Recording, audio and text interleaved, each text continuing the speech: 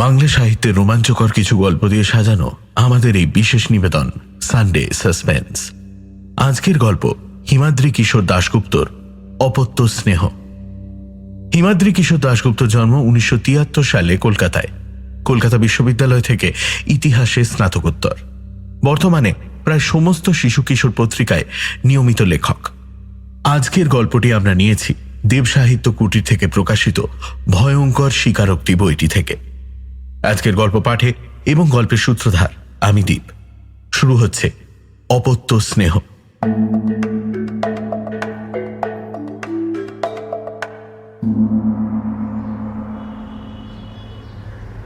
বেলা 2টো নাগাদ একতলার চেম্বারে পেশেন্ট দেখা শেষ করে দোতলার ঘরে খাওয়া আর বিশ্রাম নেবার জন্য উঠতে যাচ্ছিলেন ডক্টর অচিন্ত সেন। ঠিক সেই সময় চেম্বারের পর্দা ঠেলে প্রবেশ করল একজন মাঝবয়সী লোক। তার পরনে ধুতির ওপর শার্ট। তাকে দেখে চেয়ার ছেড়ে উঠতে গিয়েও আবার বসে পড়লেন অচিন্ত। যদিও লোকটা অসময়ে এসেছে, তবুও কোনোদিন কোনো পেশেন্টকে ফেরান না তিনি। অসুখ হলেই তো মানুষ ডাক্তারের কাছে আসে, আর অসুখ কখনো সময় মেনে আসে না। তাই এই লোকটাকেও পেশেন্টের জন্য নির্দিষ্ট চেয়ারটা দেখিয়ে অচিন্তবাবু বললেন, কি হয়েছে আপনার? আমি শিমুল বাগান থেকে আসছি। আমি নয়, আমার বাবু আপনার পেশেন্ট। তিনি আপনাকে একটা খাম পাঠিয়েছেন, এই নিন। এই বলে লোকটা বেশ বড় একটা খাম এগিয়ে দিল ডাক্তারবাবুর হাতে। খাম? মৃদু বিস্মিত হয়ে তিনি খামটা খুলতেই তার থেকে বেরিয়ে পড়ল ডক্টর অচিন্ত সেনেরই লেখা একটা প্রেসক্রিপশন, এক টুকরো কাগজে লেখা একটা ছোট্ট চিঠি আর 1000 টাকার কয়েকটা নোট। নিজের প্রেসক্রিপশনটা প্রথমে দেখলেন অচিন্ত। পেশেন্টের নাম মণিময় গুপ্ত, বয়স 65। রক্তাল্পতার কারণে বার কয়েক রক্ত দেওয়া হয়েছিল তাকে। প্রেসক্রিপশন দেখে ভদ্রলোককে মনে পড়ে গেল ডক্টর অচিন্ত সেনের। ফর্সা, বেশ লম্বা চওড়া চেহারার ভদ্রলোক, তবে গাউটের জন্য একটু খুঁড়িয়ে হাঁটেন। সে চিকিৎসার জন্য অবশ্য তিনি তার কাছে আসেননি, এসেছিলেন শরীর দুর্বল হওয়ার কারণে। অচিন্ত সেন তাঁকে স্থানীয় এক নার্সিংহোমে একবেলা ভর্তি রেখে রক্ত দেওয়ার ব্যবস্থা করেন। শেষবার তাঁকে রক্ত দেওয়া হয় মাস 2 আগে। প্রেসক্রিপশনটা দেখার পর অচিন্ত চিঠি পড়লেন। তাতে লেখা, শ্রদ্ধেয় ডাক্তারবাবু, আমার আবার একই অবস্থা। সেই মাথা ঘোরা, হাত পায়ে বল না পাওয়া, ঝিমুনি ভাব এসব শুরু হয়েছে। সম্ভবত আবারও সেই রক্তাল্পতার কারণেই ব্যাপারটা ঘটছে। তার উপর গাউটের প্রকোপও বেড়েছে। সব মিলিয়ে আমার এমন অবস্থা যে আপনার চেম্বারেও যেতে পারলাম না। ধৃষ্টতা মার্জনা করবেন। আপনার কাছে আমার অনুরোধ এই যে আপনি যদি আমার বাড়িতে এসে আমাকে একবার দেখে যান ও এখানেই আমাকে রক্ত দেওয়ার ব্যবস্থা করে যান, তবে আপনার কাছে কৃতজ্ঞ থাকি। আপনার ফিজ আর গাড়ির খরচ বাবদ 3000 টাকা পাঠালাম। আমার কর্মচারীর কাছে আরও টাকা দেওয়া আছে। প্রয়োজন বোধে নিঃসংকোচে তার থেকে চেয়ে নিতে পারেন। একটাই শুধু অনুরোধ, দয়া করে একবার এসে আমাকে রক্ত দিয়ে যাবার ব্যবস্থা করুন। আমার শরীর এত দুর্বল লাগছে যে মনে হচ্ছে আজ রাতেই হার্ট ফেল করে মারা যাব। আপনি আমাকে বাঁচান। ভবদীয় মণিময় গুপ্ত। ডাক্তার অচিন্ত সেন চিঠিটা পড়ার পর কিছুক্ষণ ব্যাপারটা নিয়ে কি করা যায় মনে মনে ভাবলেন। শিমুলবাগান জায়গাটা এই জেলার সদর, যেখানে তার বাসস্থান, সেখান থেকে 30 মাইল মতো দূরে তো হবেই। গাড়ি আছে ডক্টর সেনের। জায়গাটা যেতে 1.5 ঘন্টা মতো সময় লাগবে তাঁর। বিকেলবেলা চেম্বারে বসেন না অচিন্ত, তবে কোনো রোগী হঠাৎ এসে উপস্থিত হলে নিচে নেমে এসে তাকে দেখেন। কাজেই বিকেলে রোগী দেখার চাপ নেই তার। তাছাড়া লোকটার কথা যদি সত্যি হয়, তবে রক্তের অভাবে সত্যিই হার্ট ফেল করাটা অস্বাভাবিক নয়। তিনি সামনের লোকটাকে প্রশ্ন করলেন, সত্যি আপনার বাবু বেশ অসুস্থ? হ্যাঁ ডাক্তারবাবু, বাবু কেমন যেন ফ্যাকাশে হয়ে গেছেন। হাতে পায়ে জোর পাচ্ছেন না। ঘরের ভেতর দেওয়াল ধরে ধরে হাঁটছেন। আপনি গেলে বড় ভালো হয়। আর ওই রক্তের ব্যাপারটা বাবু বারবার করে আমাকে বলে দিয়েছেন। সেটা কেনার জন্য আর দেওয়ার জন্য কোনো লোক যদি লাগে, তার খরচা আমাকে দিয়ে দিয়েছেন। ঠিক আছে, আমি যাব, অন্য লোকের দরকার হবে না। রক্ত দেওয়া ব্যাপারটা যদিও এখন আমি নিজে করি না, তবে প্রয়োজনে করতে পারি। একসময় আর্মির ডাক্তার ছিলাম তো, তখন বহু বছর এ কাজ নিজেকেই করতে হতো। তবে রক্ত তো দোকানে বিক্রি হয় না, দেখি আগে সেটা এখানকার ব্লাড ব্যাংকে পাওয়া যায় কিনা। প্রেসক্রিপশনেই ভদ্রলোকের ব্লাড গ্রুপটা লেখা আছে। এখানকার সদর হাসপাতালে একটা ছোট ব্লাড ব্যাংক আছে, তার কর্তৃপক্ষের সঙ্গে পরিচয় আছে ডক্টর অচিন্ত সেনের। ব্লাড গ্রুপটা একবার দেখে নিয়ে তিনি এরপর মোবাইলে ফোন করলেন ব্লাড ব্যাংকে। জানা গেল সেই গ্রুপের রক্ত পাওয়া যাবে। নিশ্চিন্ত হলেন অচিন্ত। তিনি পত্রবাহককে বললেন, ঠিক আছে, আপনি এখানে একটু অপেক্ষা করুন, আমি তৈরি হয়ে আসছি। জি আগে স্যার। ওপরে উঠে খাওয়া সেরে পোশাক পাল্টে ব্যাগটা নিয়ে নিচে নামতে আধ ঘন্টার মতো সময় লাগলো ডাক্তার সেনের। সে লোকটা চেম্বারেই অপেক্ষা করছিল। বাড়ির বাইরে বেরিয়ে দরজায় তালা দিলেন তিনি। ডাক্তারবাবু একাই থাকেন বাড়িতে, পরিবার থাকে কলকাতায়। বাড়ির সামনেই দাঁড় করানো ছিল গাড়িটা, আর্মি অকশন থেকে কেনা পুরনো একটা জিপ। গাড়িটা তিনি নিজেই ড্রাইভ করেন। গাড়িটা মাঝে মাঝে বিগড়লেও এটাই ডাক্তার অচিন্ত সেনের ব্র্যান্ড মার্ক। এই গাড়ি এ তল্লাটে সবাই চেনে। লোকটাকে নিয়ে গাড়িতে ওঠার আগে একবার আকাশের দিকে তাকালেন অচিন্ত। বৈশাখ মাস, বাতাসে একটা গুমোট ভাব। মাঝে মাঝে এ সময় বিকেলের দিকে ঝড় বৃষ্টি নামে। অচিন্ত সেন মনে মনে হিসেব করে দেখলেন, আসতে যেতে ঘন্টা 4 সময়, আর রক্ত দিতে ঘন্টা 3। রাত 10টার মধ্যে তিনি বাড়ি ফিরে আসতে পারবেন।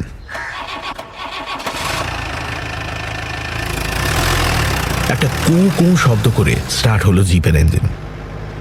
সদর হাসপাতাল ডাক্তার সেনের বাড়ি থেকে বেশি দূরে নয়। প্রথমে সেখানে গিয়ে ব্লাড ব্যাংক থেকে 1 পাউচ রক্ত নেওয়া হলো। হাসপাতালের উল্টো দিকের একটা মেডিকেল শপ থেকে রক্ত দেওয়ার জন্য প্রয়োজনীয় মেডিকেল কিটও কেনা হলো। সঙ্গী লোকটাই সব খরচ মেটালো। তারপর তাকে নিয়ে ডাক্তার অচিন্ত সেন রওনা হয়ে গেলেন শিমুল বাগানের উদ্দেশ্যে। শহর ছেড়ে বাইরে বেরিয়ে হাইওয়ে ধরল তাঁর জিপ। দুপাশে বড় বড় গাছ, সবুজ ধানের ক্ষেত। এসব দেখতে দেখতে এগিয়ে চললেন ডাক্তারবাবু। চলতে চলতে একবার তিনি শুধু জানতে চাইলেন, পেশেন্টের বাড়িতে কে কে আছেন? বাবু, আমি আর তার 2 ছেলে। তবে আমি বাবু সব কিছু দেখাশোনা করি। জায়গাটা অনেকটা গঞ্জের মতো। সেখান থেকে সঙ্গের লোকটার নির্দেশ মতো পাকা রাস্তা ছেড়ে গ্রামের মেঠো রাস্তা ধরল জিপ। পথের দুপাশে বড় বড় প্রাচীন শিমুল গাছ। হয়তোবা এই গাছগুলোর জন্যই এই জায়গার নাম হয়েছিল শিমুল বাগান। গ্রামের ঘরবাড়িগুলোর চাল টিনের অথবা খড়ের। শিমুল গাছগুলোর আড়ালে বেশ তফাতে তফাতে তারা দাঁড়িয়ে আছে। সে পথ ধরে এগিয়ে গাড়িটা একসময় এসে থামল বেশ বড় একটা বাড়ির সামনে। দেখেই বোঝা যায় বাড়িটা বেশ প্রাচীন। একতলার বারান্দার বড় বড় থামগুলোর গা থেকে পলেস্তারা খসে ইঁট বেরিয়ে পড়েছে। দোতলার লম্বা বারান্দার রেলিংও কোথাও কোথাও অদৃশ্য। তবে বাড়িটা দেখে বোঝা যায় যে বাড়ির মালিক সে সময় বেশ পয়সাওয়ালা ছিলেন। গ্রামের বর্ধিষ্ণু লোকরা আগে এসব বাড়ি বানাতেন। জিপ থেকে নেমে লোকটার পেছনে ঢুকতে ঢুকতে ডাক্তার সেন জানতে চাইলেন, আপনার বাবু আগে কি করতেন? জাহাজি ক্যাপ্টেন ছিলেন। বাবুরা 3 পুরুষের জাহাজি ছিলেন। বাড়ির ভেতরটা বেশ ঠান্ডা, একটু যেন স্যাঁতস্যাঁতে পরিবেশও আছে। ইঁটের চওড়া দেওয়াল, মাথার উপর কড়ি বর্গার ছাদ। একটা প্রাচীন গন্ধ লেগে আছে বাড়িটার ভেতরে। বারান্দা পেরিয়ে লোকটা তাকে নিয়ে দরজা ঠেলে ঢুকলো বেশ বড় একটা ঘরে। সেখানে একটা ছত্রি লাগানো প্রাচীন আমলের খাটের উপর পা ঝুলিয়ে বসে আছেন ভদ্রলোক। ফর্সা রং, বেশ লম্বা চওড়া চেহারা, পরনে ঢোলা পাজামা আর হাত কাটা ফতুয়া। নেট লাগানো জানলা দিয়ে শেষ বিকেলের আলো এসেছে তার মুখে। কেমন যেন ফ্যাকাশে উৎকণ্ঠা জড়ানো সেই মুখ। কিন্তু ডাক্তার অচিন্ত সেনকে ঘরে ঢুকতে দেখেই মণিময় গুপ্তর চোখ দুটো উজ্জ্বল হয়ে উঠল। তিনি ঘাট থেকে নেমে খোঁড়াতে খোঁড়াতে 2 পা হেঁটে বললেন, আপনি এসেছেন? কি বলেছে আপনাকে ধন্যবাদ দেব জানি না। রক্ত এনেছেন? হ্যাঁ, এনেছি। তবে আগে পরীক্ষা করে দেখি যে আপনার রক্তের দরকার নাকি অন্য কোনো সমস্যা। নিন, খাটে শুয়ে পড়ুন। মণিময়বাবু তার কথা শুনে আবার খাটের দিকে এগোতে এগোতে বললেন, ঠিক আগের দুবারের মতোই দুর্বল লাগছে। আমি নিশ্চিত আমার রক্ত লাগবে। এমনভাবে তিনি কথাগুলো বললেন যেন তিনি নিজেই ডাক্তার। মণিময়বাবু খাটে উঠে শুয়ে পড়লেন। ডাক্তার সেন পাশে রাখা একটা চেয়ার টেনে খাটের সামনে বসে প্রথমে তার ব্যাগ থেকে স্টেথোস্কোপ, প্রেশার মাপার যন্ত্র ইত্যাদি বার করে মণিময়বাবুকে পরীক্ষা করতে শুরু করলেন। কিছুক্ষণের মধ্যেই ডাক্তার সেন বুঝে গেলেন যে ভদ্রলোকের কথাটাই ঠিক। রক্ত শূন্য তাঁর দেহ, রক্ত দিতে হবে তাকে। ডাক্তার সেন ভদ্রলোকের উদ্দেশ্যে বললেন, আপনাকে রক্ত হওয়ার জন্য যে ওষুধগুলো দিয়েছিলাম সেগুলো নিয়মিত খাচ্ছেন? হ্যাঁ, নিয়মিত খাই। ওই যে দেখুন না, সব টেবিলে সাজানো আছে। তাছাড়া যা যা খাবার খেতে বলেছেন তাও খাই। সব কথা মেনে চলি। ডাক্তার সেন তার কথা শুনে তার আগে দেওয়া প্রেসক্রিপশনের কাগজটায় চোখ বোলাতে বোলাতে চিন্তিতভাবে বললেন, তবে এমন হচ্ছে কেন? এটা মনে হচ্ছে অন্য কোনো রোগের উপসর্গ। আচ্ছা, এই প্রেসক্রিপশনে আগের বার যে পরীক্ষাগুলো করবার কথা লিখেছিলাম তা করেছিলেন নিশ্চয়ই, বিশেষত হিমোগ্লোবিন পরীক্ষার ব্যাপারটা? কাগজগুলো দেখি। না ডাক্তারবাবু, ওগুলো করা হয়নি। আসলে গেঁটে বাতের জন্য হাঁটতে কষ্ট হয়। পরীক্ষা করতে যাব করেও যাওয়া হয়নি। তাহলে আর আপনার আসল রোগ কিভাবে ধরা পড়বে? আমাকেই বা শুধু শুধু ডাকা কেন? গাউটের জন্য আপনি মরবেন না, কিন্তু রক্তাল্পতার জন্য হার্ট ফেল হতে পারে। আজ রক্ত দিয়ে যাচ্ছি, 2 দিন পর সুস্থ হলে পরীক্ষাগুলো করে আমাকে রিপোর্ট দেখাবেন, নইলে আমাকে আর ডাকবেন না। ঠিক আছে, তাই করব ডাক্তারবাবু। ডাক্তার সেন এরপর জিনিসপত্র, মেডিকেল কিট বার করে রক্ত দেওয়ার প্রস্তুতি শুরু করলেন। খাটের ছত্রি থেকে রক্তের ব্যাগটা ঝুলিয়ে মণিময়বাবুর হাতে চ্যানেল বসাতে বসাতে ডাক্তার সেন তাকে বললেন, শুনলাম আপনার 2 ছেলে আছেন, তারা কোথায়? প্রশ্নটা শুনে মণিময়বাবু মুহূর্তের জন্য একবার দৃষ্টি বিনিময় করলেন ঘরে দাঁড়ানো তার লোকের সঙ্গে। তারপর তিনি তার অন্য হাতটা কড়িবর্গার ছাদের দিকে তুলে দিয়ে বললেন, ওরা ওই ওপরে থাকে। যদিও রক্ত দেওয়া ব্যাপারটা তেমন কিছু নয়, তবুও একজন বাড়ির লোক থাকা ভালো। তারা উপরে থাকলে নিচে আসতে বলুন। তারা 2 জন ওপরে আছে ঠিকই, কিন্তু এখন নিচে নামবে না। কি করেন তারা? তারা আপনাকে দেখেন না? কিছুই করে না তারা, শুধু খায় আর ঘুমোয়। তাদের খাবারের ব্যবস্থাও আমাকেই করতে হয়। তাদের কথা ভাবতে ভাবতেই তো আমি অসুস্থ হয়ে যাচ্ছি। অপত্য স্নেহ বলে একটা কথা আছে, জানেন নিশ্চয়ই। তাই তাদের বাড়ি থেকে বারও করে দিতে পারি না।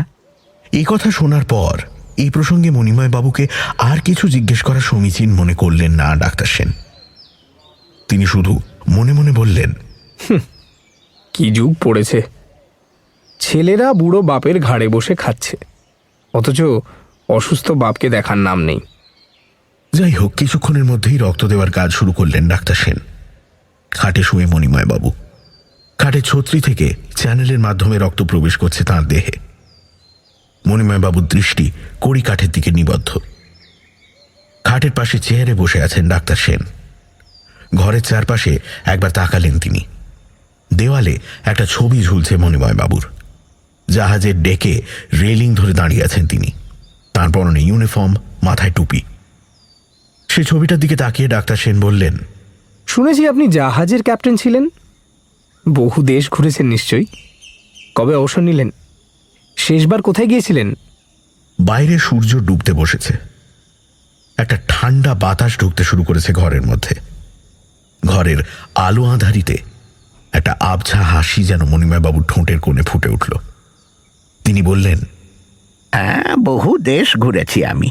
শেষ জীবনে জাহাজের ক্যাপ্টেনও হয়েছিলাম, তবে প্যাসেঞ্জার শিপের নয়, কার্গো শিপের, মানে মালবাহী জাহাজের। মুম্বাইয়ের একটা কোম্পানির জাহাজ। আমার শেষ ভয়েজ ছিল ল্যাটিন আমেরিকা, পেরুর তুম্বেজ নামে একটা ছোট বন্দরে। তারপর সেখান থেকে সোজা মুম্বাই ফিরে আসি। সেটাই আমার শেষ ভয়েজ, শেষ সমুদ্রযাত্রা। বছর 7 আগে সে জাহাজ থেকেই আমি অবসর নিই। সেখানে কি মাল নিয়ে গেছিলেন? গবাদি পশু। মালবাহী জাহাজগুলো সাধারণত বিভিন্ন জিনিস পরিবহন করে। আমাদের দেশ থেকে রেশম আর পাট নিয়ে প্রথম গেছিলাম উত্তর আমেরিকাতে। সেখানে মাল খালি করে আমাদের ছোট জাহাজটাতে তোলা হয়েছিল এক পাল গরু, ষাঁড়, এইসব গবাদি পশু পেরুর এক খামারের জন্য। সেখানে আবার সেগুলো খালি করে ফেরার পথে পেরু থেকে মুম্বাই চিড়িয়াখানার জন্য নিয়ে এসেছিলাম কতগুলো লামা। লম্বা গলার ওই তৃণভোজী প্রাণী ও দেশে প্রচুর মেলে। এই শেষ বন্দরটা আমার খুব ভালো লেগেছিল। কিছু দূরেই পাহাড় জঙ্গল দেখা যেত বন্দর থেকে। মণিময় বাবুর এই কথা শুনতে শুনতেই হঠাৎই যেন বাইরের অন্ধকার নেমে এলো খুব দ্রুত।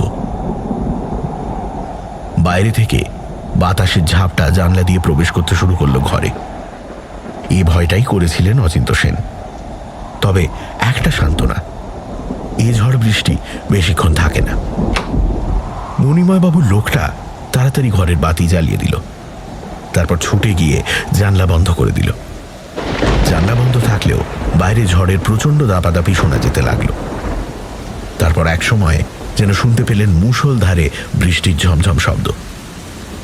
প্রকৃতির তাণ্ডব শুরু হয়েছে বাইরে। মাঝে মাঝে বাজ পড়ার শব্দে যেন থরথর করে কেঁপে উঠছে বাড়িটা। বিছানায় শোয়া মণিময় বাবুর মধ্যেও যেন একটা উৎকণ্ঠার ভাব ফুটে উঠছে। তিনি তাকিয়ে আছেন ছাদের দিকে। একসময় ডাক্তার সেনের মধ্যেও একটু ভয় হলো।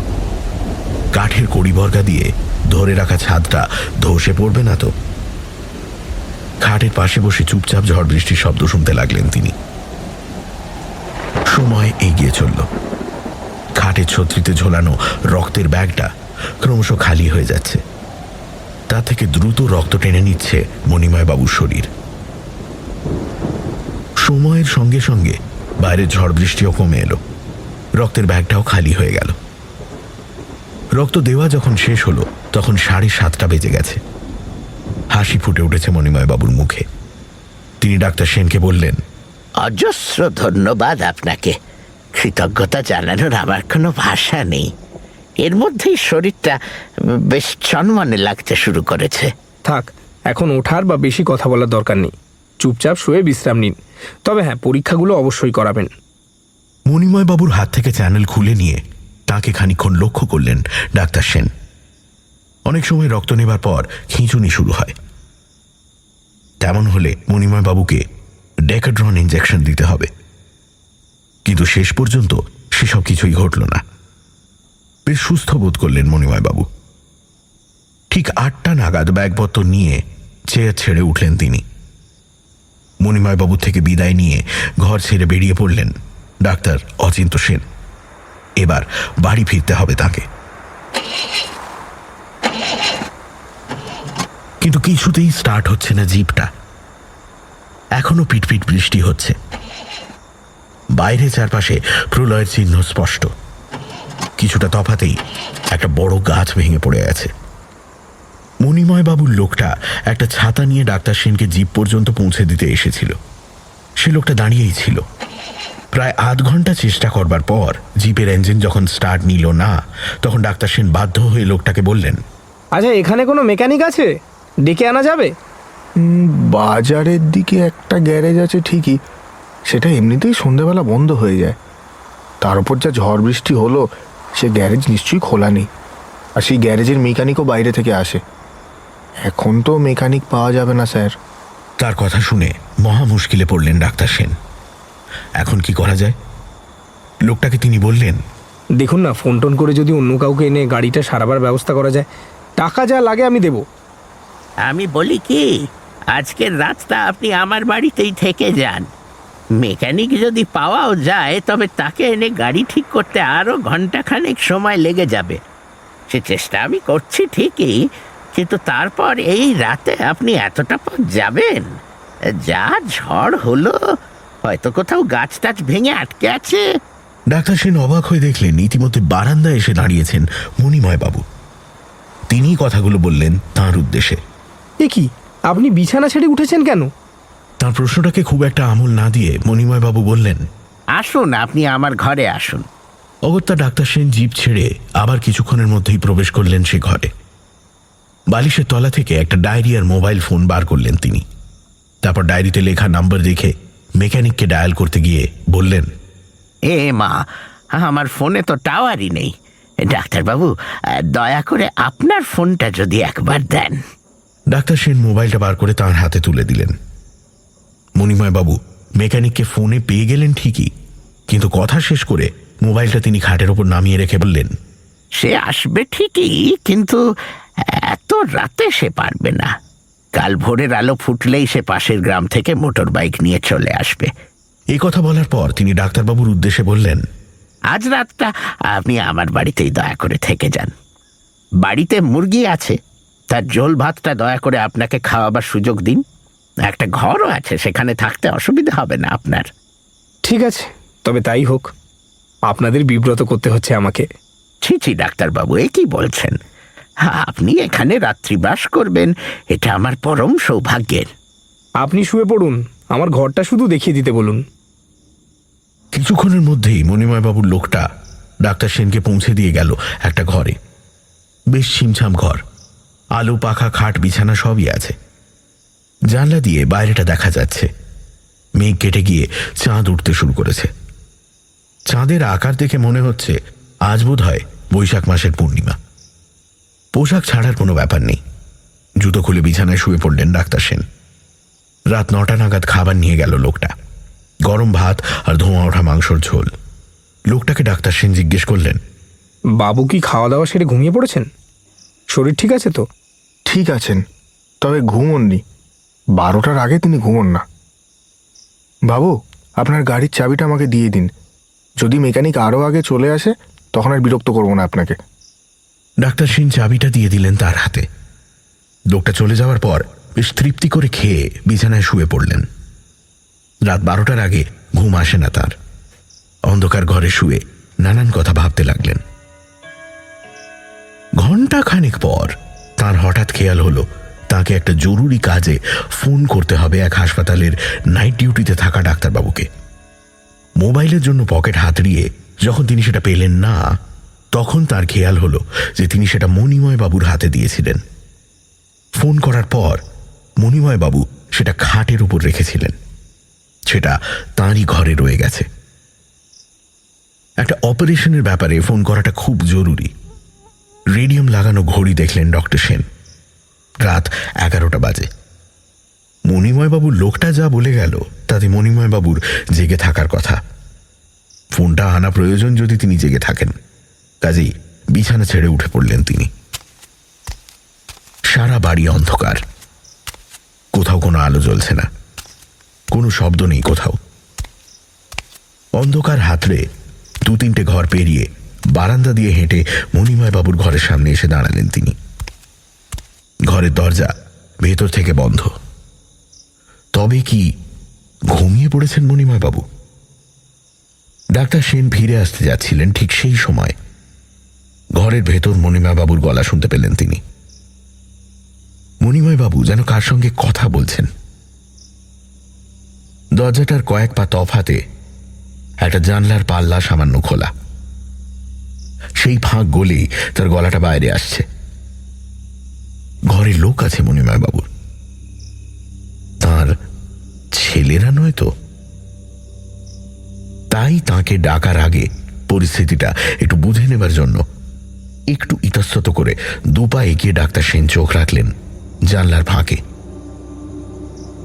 মণিময়বাবুর ঘরে বাতি জ্বলছে, তবে উল্টো দিকের জাল লাগানো সেই বড় জানলাটা দিয়ে পূর্ণিমা চাঁদের আলো ঢুকছে ঘরটাতে। আলো আঁধারি পরিবেশ হলেও ডাক্তার সেন মোটামুটি দেখতে পাচ্ছেন ঘরের ভেতরটা। খাট ছেড়ে ঘরে ঠিক মাঝখানে চেয়ারটা টেনে বসে আছেন মণিময়বাবু। তার ঢোলা পাজামা 2 পায়ের হাঁটুর ওপর পর্যন্ত গোটানো, কিন্তু ঘরে অন্য কোনো লোক নেই। টেবিলের হাতলে আঙুল দিয়ে মাঝে মাঝে ঠক ঠক শব্দ করছেন তিনি, আর কড়িবর্গা ছাদের দিকে তাকিয়ে বলছেন, আয় বাবারা আয়, খাবার এনেছি, খাবার। নিচে নাম, নাম নিচে। ডাক্তার সেন অবাক হয়ে গেলেন মণিময়বাবুকে দেখে। ঘরে কেউ নেই, অথচ ছাদের কড়িবর্গার দিকে তাকিয়ে কার সঙ্গে কথা বলছেন তিনি? লোকটার কি মানসিক রোগ আছে? ডাক্তার সেন শুনলেন মণিময় বাবু এবার সিলিং এর দিকে তাকিয়ে বলছেন, তোদের জন্যই তো ডাক্তার ডাকলাম, সে খাবার এনেছে। আয় আয়, নিচে আয়। কি পাগলের প্রলাপ বকছে লোকটা। তিনি আবার কার জন্য খাবার আনলেন? বিস্মিত ডাক্তার সেন চেয়ে রইলেন ঘরের ভেতর, আর মণিময় বাবু ডেকে চললেন, আয় আয়, খেয়ে যা। এর কিছুক্ষণের মধ্যেই সাড়া মিলল মণিময় বাবুর আহ্বানে। একটা সুস্পষ্ট খড়খড়ে শব্দ শুরু হলো ছাদের কড়িবর্গার ফাঁক থেকে। তারপর সেই শব্দ দেওয়াল বেয়ে নেমে এসে মাটি বেয়ে এগিয়ে আসতে লাগলো মণিময় বাবুর দিকে।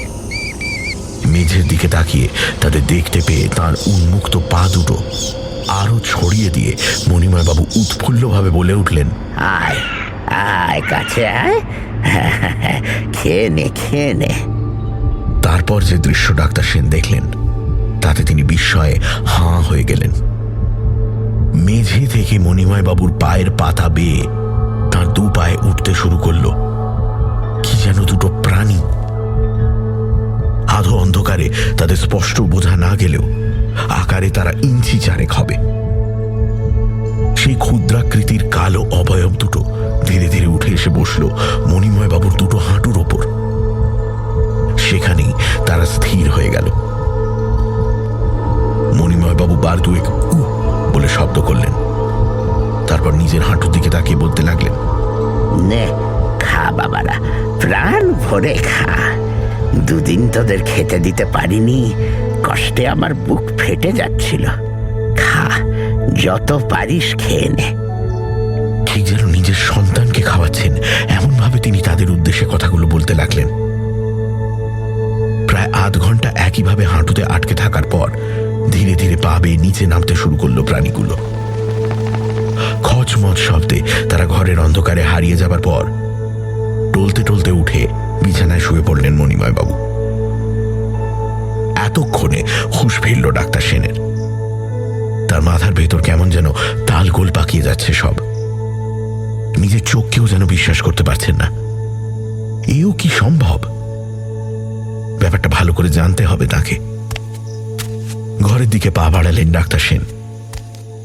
সারা রাত জেগেই কাটালেন তিনি। মণিময় বাবুর তাঁর সঙ্গে নানা কথোপকথন আর চোখে দেখা ঘটনাটা সারা রাত ধরে বিচার বিশ্লেষণ করে ব্যাপারটা অনেকটাই স্পষ্ট হয়ে গেল তার কাছে। তিনি সিদ্ধান্ত নিলেন ফেরার আগে একবার কথা বলবেন মণিময় বাবুর সঙ্গে। মোবাইল ফোনটা তো নিয়ে যেতেই হবে।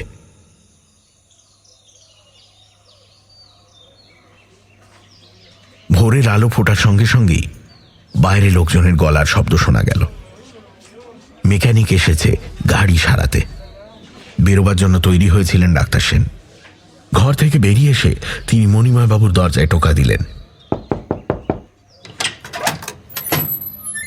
দরজা খুললেন মণিময় বাবু।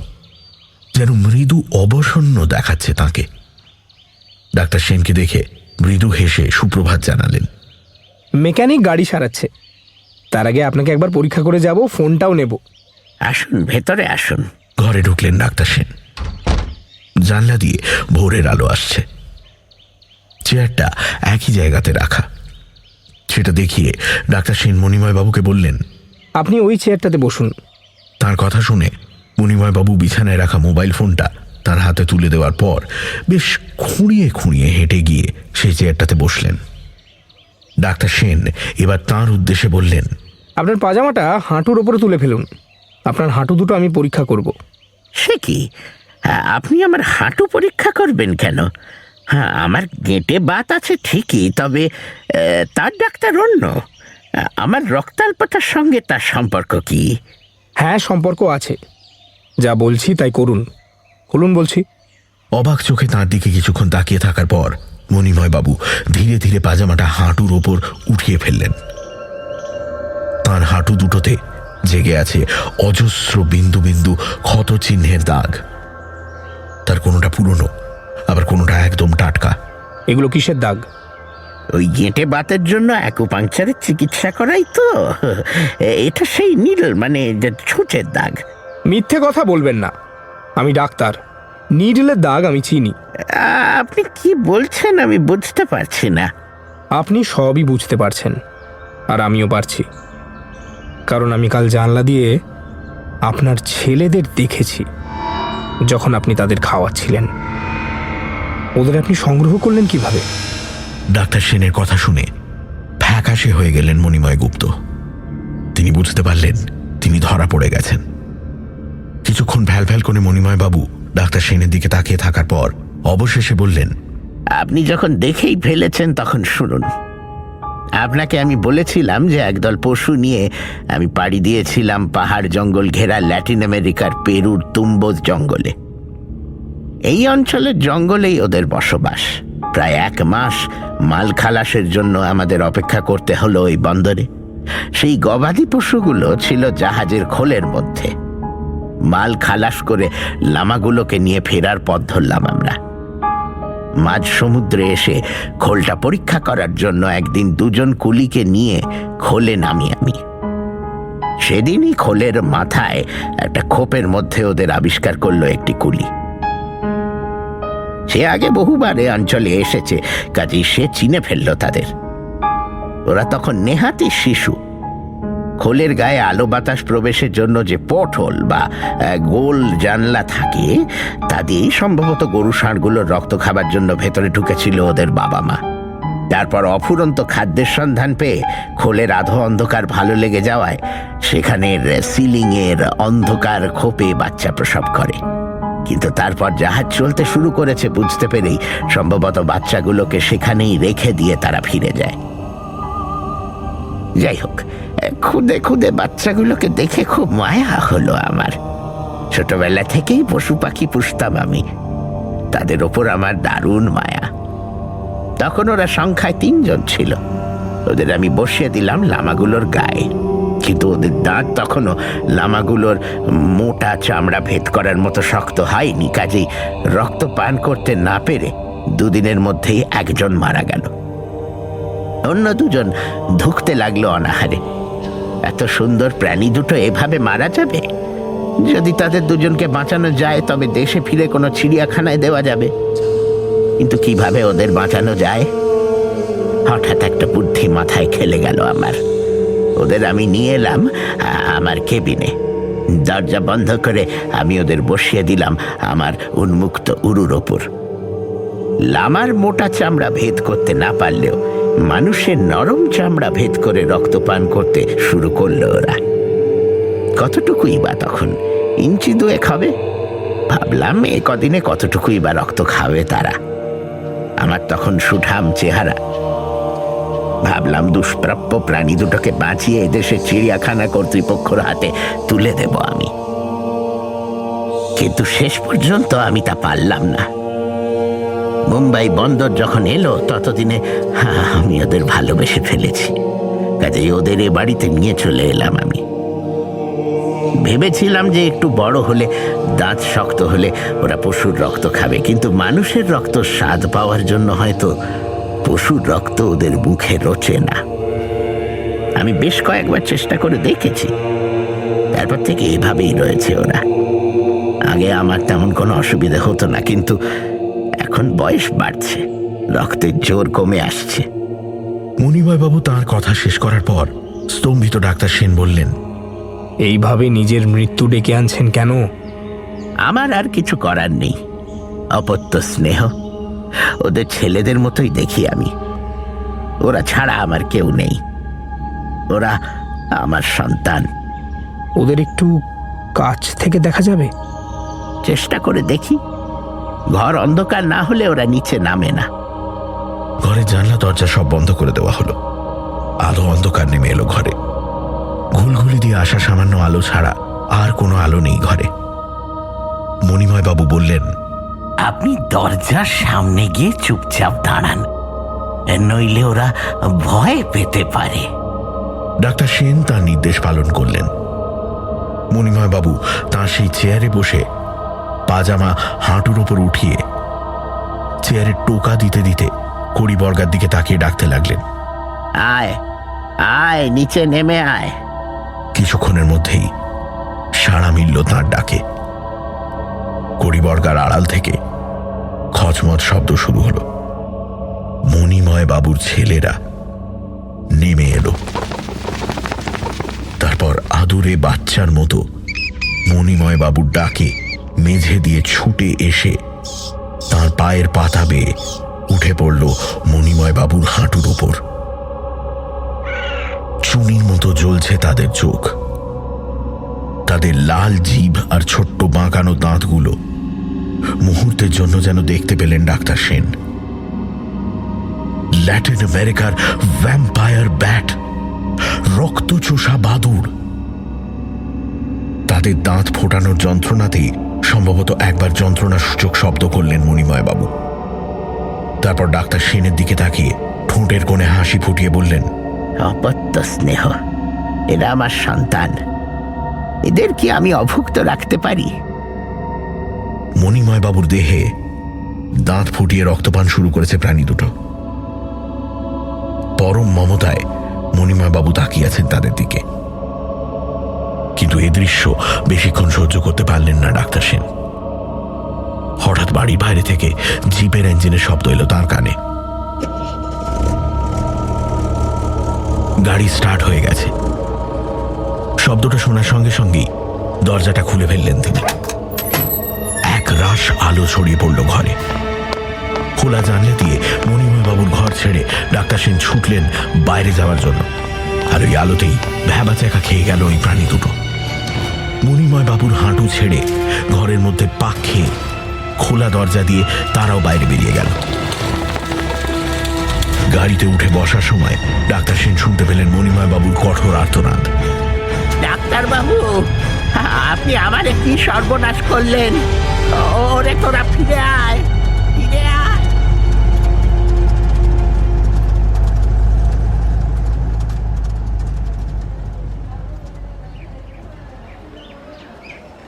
মণিময় বাবু আর আসেননি ডাক্তার অচিন্ত সেনের কাছে।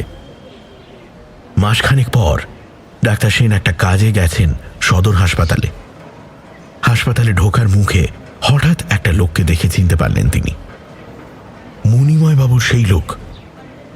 লোকটাও চিনতে পারল তাকে। ডাক্তার সেন তাকে দেখে থমকে দাঁড়িয়ে জিজ্ঞেস করলেন, বাবু কেমন আছেন? হাসপাতালে ভর্তি নাকি? তিনি দুদিন ভর্তি ছিলেন এখানে। গতকাল রাতে মারা গেছেন। তার দেহ নিতে এসেছি। হ্যাঁ,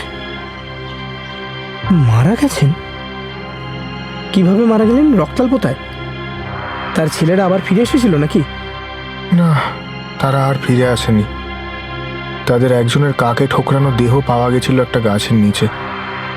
অন্যজনের হদিশ পায়নি। ওরা চলে যাওয়ার পর বাবু খুব ভেঙে পড়েছিলেন জানেন। ওদের দাঁত থেকে বাবুর শরীরে বিষ ঢুকেছিল। বাবু জলাতঙ্কেই চলে গেলেন। তার কথাগুলো শুনে ডাক্তার অচিন্ত সেনের চোখে মুহূর্তের জন্য ফুটে উঠল সেই দৃশ্য। মণিময় বাবুর সেই আধো অন্ধকার ঘরে হাঁটুর ওপর দাঁত বসিয়ে রক্ত চুষছে প্রাণী দুটো। আর মণিময় বাবু বলছেন, অপত্য স্নেহ, এরা আমার সন্তান, এদের কি আমি অভুক্ত রাখতে পারি? অভুক্ত রাখতে পারি।